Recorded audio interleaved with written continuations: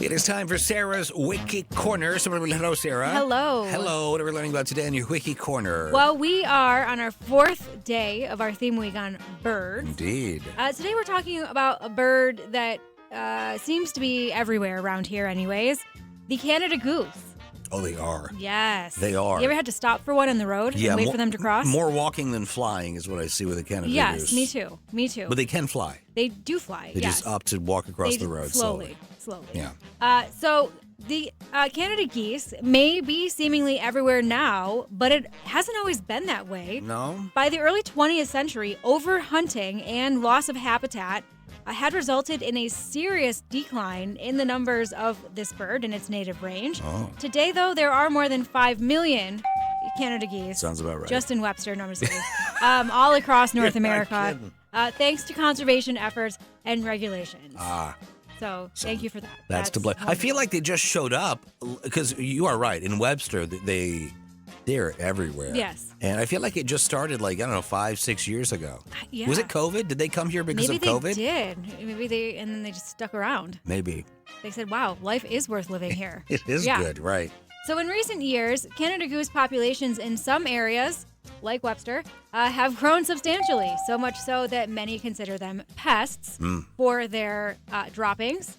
You go to North Ponds Park. They do drop. Rough.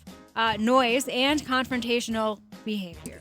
But blocking traffic also. Also making busy roads. And it's never just traffic. one crossing. It's like no, all and of they them. all take their sweet time. Yeah. And they're looking around. Yeah, but to be taking in fair, the sights. people at Wegmans do that too when they That's cross. true. They take You're their not sweet wrong. time. Yeah.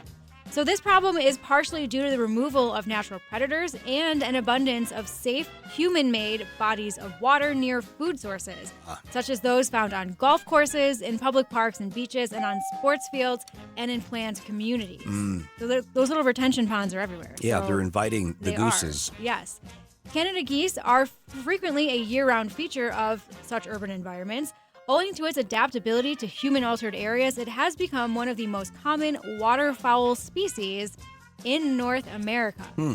So during the second year of their lives, Canada geese find a mate. They are monogamous, and most couples stay together all of their lives. Very sweet.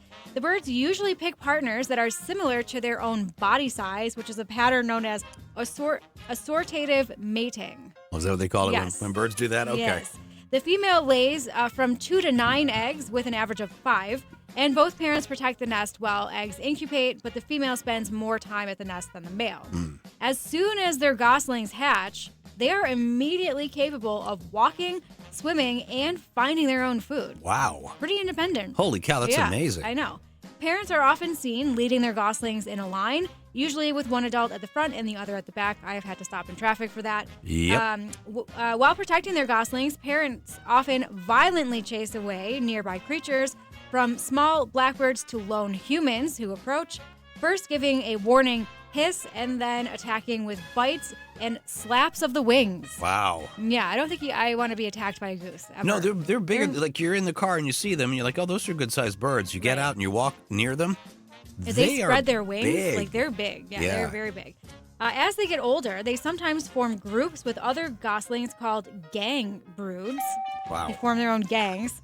Yeah. The gang broods, Switchblades and all. yeah, travels and feeds together under the watchful eyes of the parent geese. Yeah. So their distinctive V pattern that Canada geese fly in while migrating actually has a purpose.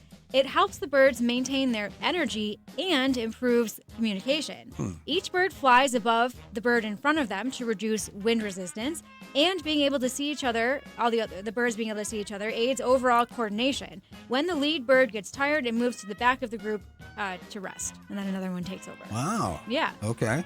Canada geese typically forage in groups and on land, where they mostly feed on a wide variety of plant material, including grass stems and shoots, and seeds and berries. In the water, the birds eat aquatic plants and the occasional crustacean, mollusk, or fish. During migration, Canada geese are often found in agricultural fields, where they feast on a whole host of cultivated grains. In urban areas, it is also known to pick food out of garbage cans. So, yeah. Oh. Yes. Ooh. Canada geese have been implicated in a number of bird strikes by aircraft. We were talking about that with the starlings, right, the other day. Yeah. Canada geese in the United States are the second most damaging bird strike 2 They're airplanes, big. with the most damaging being turkey vultures. The lifespan in the wild of geese who survive to adulthood ranges from 10 to 24 years. Oh. The oldest recorded individual was a 33-year-old female first tagged in Ohio in 1969. 33 years old? Yeah. Wow. Yeah.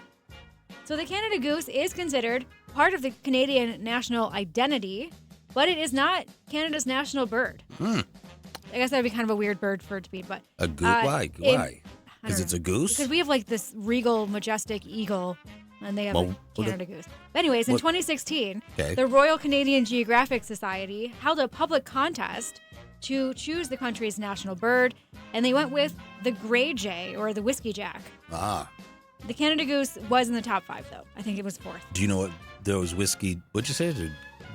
Whiskey juice? Whiskey jack. What was it? Whiskey jack? Gray jays or whiskey jacks. What is that?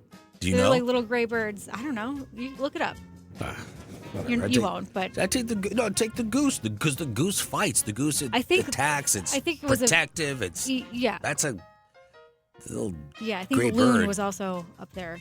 The loon. Well, you can't have the loon as your bird. Why? Because it's called the on loon. It's on their currency. But you called the loon. That's what you want your official bird to be for your country, representing all your people. A goose? Well, it's better than loons. Jeez. Okay. All right. You picked out a record to go along with Canadian. Canada Goose. Yeah, I picked a good one. Yeah. What'd you pick? We're gonna play a song called "The Cry of the Wild Goose" by Tennessee Ernie Ford. Dug deep for this. Yeah. Sarah, thanks so much. You're welcome.